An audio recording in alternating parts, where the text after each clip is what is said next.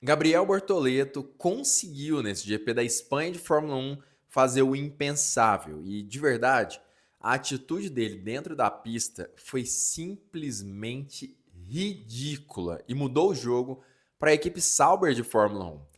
Nesse vídeo, a gente vai explicar sobre absolutamente tudo sobre isso. A gente vai fazer a análise da volta do Bortoleto no circuito, com imagens, a gente vai fazer a análise da telemetria e explicar exatamente o que aconteceu. Mas antes de eu continuar o vídeo, eu queria primeiro pedir perdão, eu estou com um tom um pouco mais baixo, minha garganta está inflamada, mas eu não podia deixar de vir aqui até vocês. Hoje eu estou um pouquinho doente, então peço um pouquinho de atenção aí de vocês e paciência também. Mas também eu queria pedir que você já deixe o like, se inscreva e ative o sininho nesse canal. Se você não gostar do vídeo, não tem problema, ao final do conteúdo você pega e tira o like e a inscrição, sem problema algum. Mas muita gente se esquece e acaba que esse vídeo some para essas pessoas e elas ficam sem a oportunidade de acompanhar mais análises de qualidade como essa aqui. Vamos logo para o vídeo, começando com um vídeo que eu postei ontem. Por isso que esse vídeo aqui é tão especial, esse que eu estou gravando agora. Porque ele exprime exatamente o trabalho que a gente está fazendo aqui no canal e demonstra que o nosso conteúdo realmente é de muita qualidade. Olha isso. Possa ser em torno de 3 décimos mais rápido do que ele foi no treino de hoje. E se isso se confirmar, a gente pode estar presenciando a possibilidade de tanto de Hülkenberg quanto de Bortoleto conquistando aí na qualificação ou uma posição próxima do 10º colocado, uma 11ª posição, uma 12ª ou talvez até mesmo, claro, sendo muito otimista, passar para o Q3. E isso já é interessante. Viram? Ontem mesmo, no vídeo do dia 30/5, como vocês podem ver exatamente aqui, 30 de maio de 2025, eu falei exatamente isso. Bortoleto e Nico Hülkenberg, com o ritmo que eles estavam tendo, com as oportunidades que eles estavam tendo com as novas atualizações da Sauber, teriam a chance de conquistar ou um lugar no Q3, ou então um lugar muito próximo do Q3. 11º, 12º lugar. E o resultado, que foi absurdo, é justamente esse. Gabriel Bortoleto ficando na 12ª colocação com um tempo de 1:12.756. E isso significa apenas o seguinte: se o Bortoleto tivesse sido 1,5 décimos mais rápido do que ele foi, ele teria passado para o Q3. Isso é um tempo muito, mas muito distante do que ele fez? Não. Mas a gente sabe, quem é piloto, sabe que para um carro ser 1,2 décimos mais rápido do que ele foi, é preciso melhorar bastante. Então, sejamos sinceros, o Bortoleto dificilmente estaria à frente da 12ª colocação. Mas ainda assim, o resultado dele foi simplesmente fantástico. Ele conseguiu simplesmente levar o pior carro do grid ao Q2 e muito próximo do Q3. Quando a gente vai analisar aqui a diferença entre o carro dele ontem e o carro dele hoje, a gente percebe que realmente as atualizações funcionaram. A parte em roxo é justamente o carro de ontem, que era o carro sem as atualizações da Sauber. A parte em laranja é o carro, na verdade, a parte roxa é o carro de ontem, sem as atualizações. A parte laranja é o carro de ontem sem as atualizações. E a parte roxa, o carro de hoje, já com as atualizações. A gente percebe que tanto na parte de baixa quanto na parte de alta, o carro hoje é mais rápido. Sendo que ao final da reta, do meio para o final, o carro de ontem, sem a atualização, é mais rápido. O que significa é só o seguinte: o carro sem as atualizações, o carro antigo da Sauber, era capaz de ter menos pressão aerodinâmica e mais velocidade final. O carro atual tem um pouco mais de pressão aerodinâmica, perde um pouco em velocidade final, como eu havia dito ontem, mas também consegue ter muito mais aderência. Vejam aqui, a hora que começa a parte de alta, ele perde. A hora que começa um pouco mais a parte de alta, o carro de hoje perde. Mas ele ganha praticamente em tudo e é em torno de 2 a 3 décimos mesmo de diferença, como eu havia previsto. Quando a gente vai dar uma olhada aqui na telemetria, isso aqui é o próprio Gabriel contra ele mesmo, tá?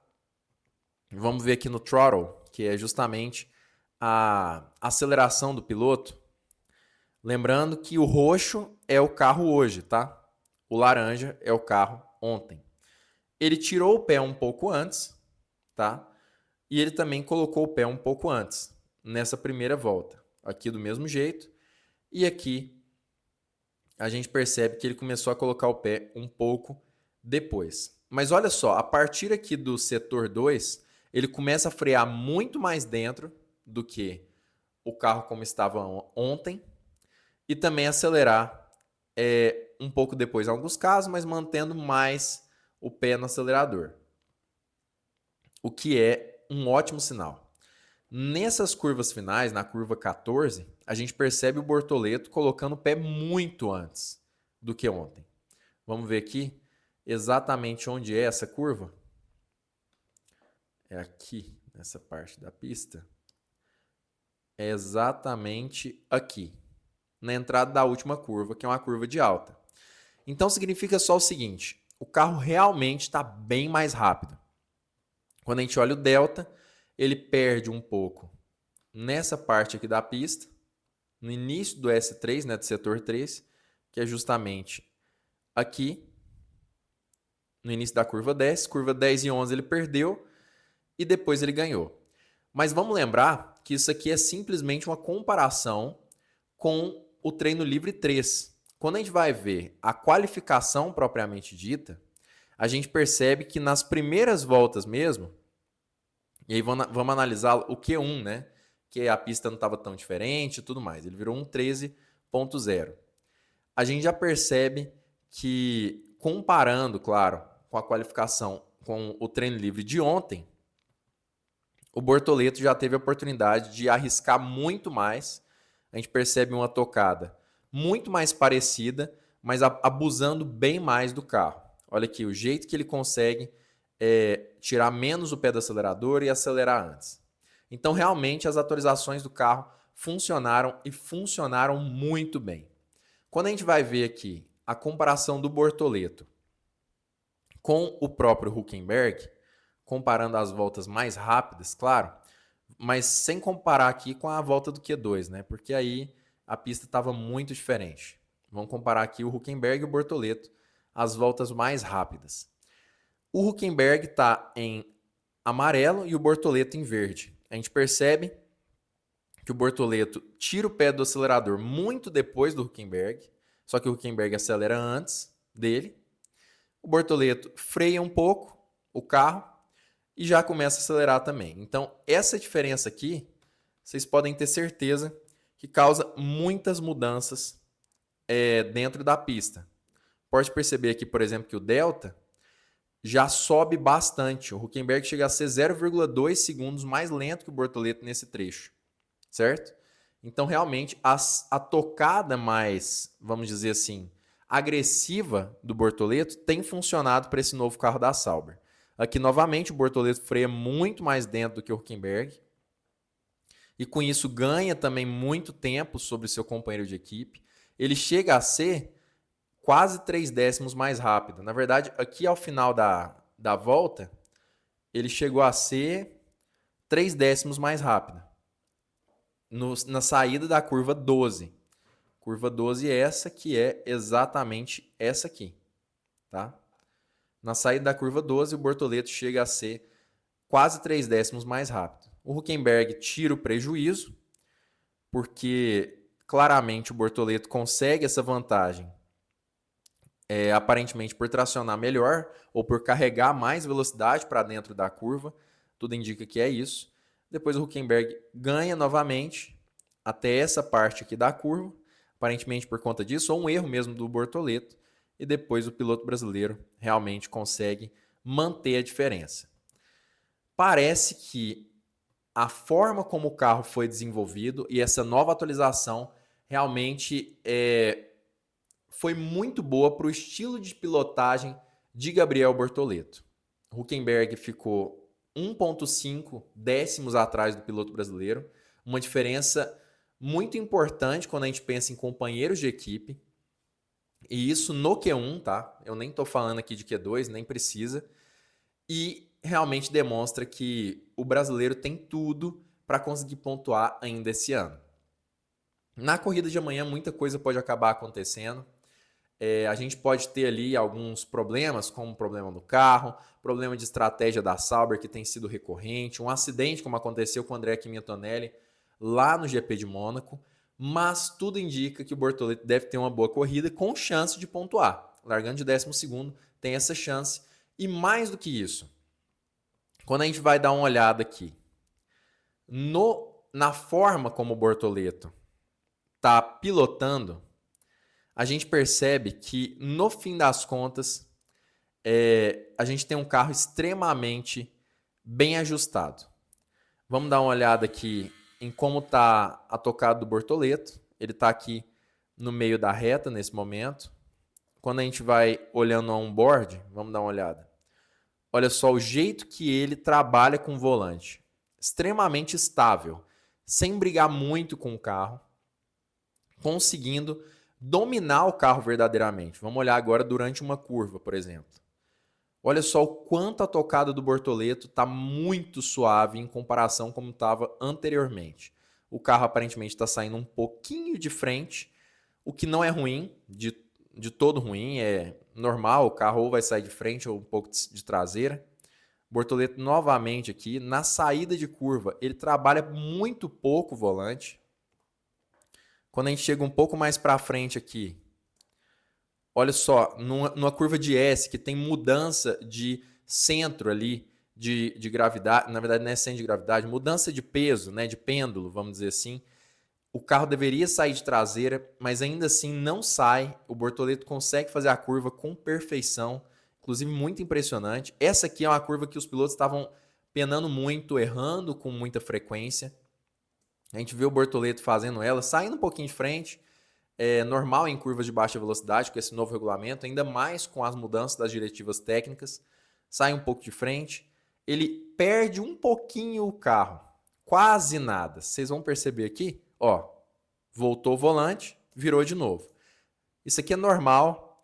Então, gente, o carro da Sauber, por mais que não seja um carro extremamente rápido, obviamente ele não é o carro mais rápido do grid, me parece que a equipe conseguiu encontrar uma atualização capaz de fazer o carro realmente equilibrar entre a parte dianteira e a parte traseira.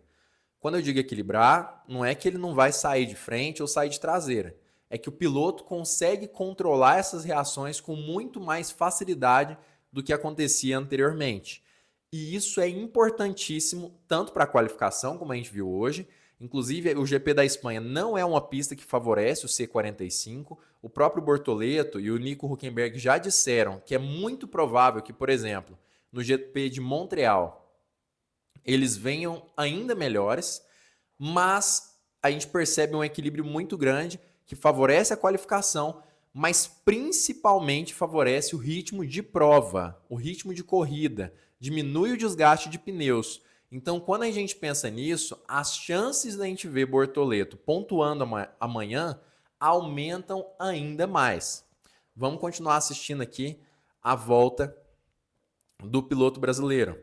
Essa curva aqui é outra curva de lenta, né? Uma curva de mais baixa velocidade. A gente vê o Bortoleto virando o volante muito e ainda assim o carro indo nessa direção, indo reto, tá saindo de frente realmente. Mas é um carro estável, muito estável. Veja que ele briga pouco com o volante, briga bem pouco. Ele não chegou a ser atrapalhado aqui, tudo certo. Na curva de mais alta a gente percebe um carro bem equilibrado. E agora mais uma curva de alta velocidade. O carro também está relativamente bem equilibrado. Ou seja, como eu já disse, a tocada do Bortoleto está simplesmente ridícula. Ele está conseguindo levar o carro ao limite, mesmo sem forçar demais a máquina, o que é ótimo para a qualificação e melhor ainda para a corrida. Tudo indica que o ritmo dele amanhã vai ser um ritmo muito bom, mas a máquina por si só também melhorou muito em comparação com antes. Inclusive, O vídeo aqui é do Pista Dupla, depois sigam esse canal, muito legal, ele está trazendo aí alguns vídeos sempre do Gabriel Bortoleto e tudo mais, muito legal esse canal. Mas no fim das contas, as expectativas, inclusive nesse momento, se você acha que faz sentido, a gente teve um vídeo aqui absurdo, mostrando telemetria, mostrando dentro da pista, fazendo análise de onboard. Você acha que isso faz sentido? Compartilha com um amigo seu já esse vídeo, lembra de compartilhar, porque esse conteúdo aqui você não encontra em outro canal do Brasil, tá? Mas vamos lá para os comentários.